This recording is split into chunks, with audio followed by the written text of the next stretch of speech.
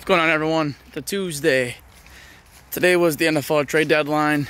I was just going for a nice walk.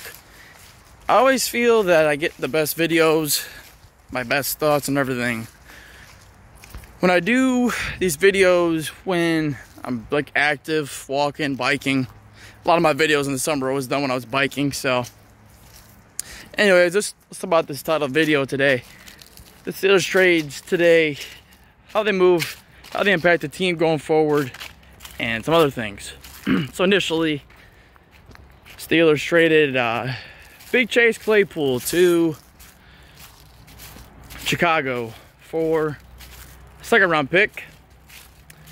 My thoughts on this move: I like it, and it really just kind of puts the dagger in this season, in my opinion. Claypool was starting to get going a little bit, the past couple of weeks. At least he was getting targets. I thought he made some good plays. Caught a touchdown against Tampa. So that was pretty cool. But that really just, pretty much cements that we're pretty much putting in the dagger for this season. It's kind of a short-term, long-term move, but hurts short-term at the same time, because now who's going to be our third receiver? Is that going to be Miles Boykin? Is that going to be Steven Sims, Gunnar Olszewski, or whatever the hell his last name is? It's going to be a mixture of those three guys. So you have your outside receivers with Deontay and George Pickens. Who's going to step in the slot then? Not really sure. That's going to be something they definitely figure out during the bye week. So that's going to be interesting to see. But I do like the move at the same time, because we are able to get probably a top 50 pick next year. So now you're probably talking a top 10 pick. And they're picking top 10 in the second round. That's another top 10 pick. So now we're talking about 40-ish for that one. And then the Bears stink. It's probably close to 50 or a little above 50. So you're talking 3 top 50 draft selections. So that's big time. That's big time. So I think that's pretty cool. I think it was a really good move, to be honest with you. Like I said, it hurts short term, but at the same time, we never even signed our receivers. I mean, you look back at our history, we've only signed or extended 3 receivers since we've been an organization. We're talking Hines Ward, Antonio Brown, and Deontay Johnson.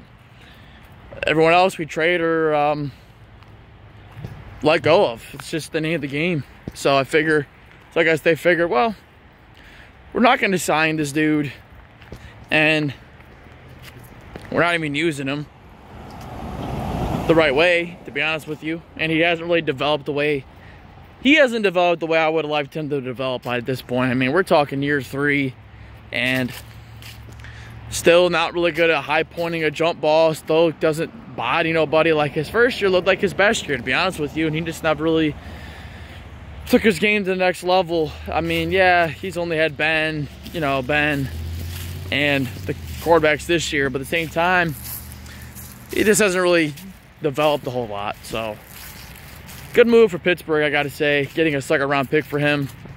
I think that's pretty cool. So I do like that. Now let's talk about the other trade we made. There we go. Other move we made, trading for William Jackson III from the Commanders.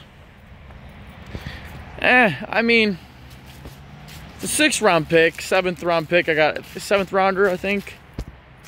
It's a low risk kind of move. It's a Pittsburgh move, our secondary. It's just a bunch of makeshift parts. I mean, let's get real. We don't really invest in DBs, and we can't develop nor draft DBs. So I guess we're just looking to put someone in there and see what the fuck happens. I don't know if it's a long-term move. I mean, you're talking about Witherspoon, James Pierre, Levi Wallace, who was a corner we signed in the free agency of last offseason, and Cam Sutton, who was a 3rd round pick, who's actually I think he's pretty solid. I think he's all right, but, you know, he wouldn't really be a starter for anyone else. Maybe in the slot. I mean, he is a third, but anyways. And this move is just, it's just the body. It's just the body. I mean, he'll probably get some snaps in there if Witherspoon keeps sucking. And I'm not really surprised. I mean, we just don't invest into DBs. We don't really draft DBs. It's just how it is. So, I think he'll probably, I could see him starting later on into the year, but this isn't going to be no big one.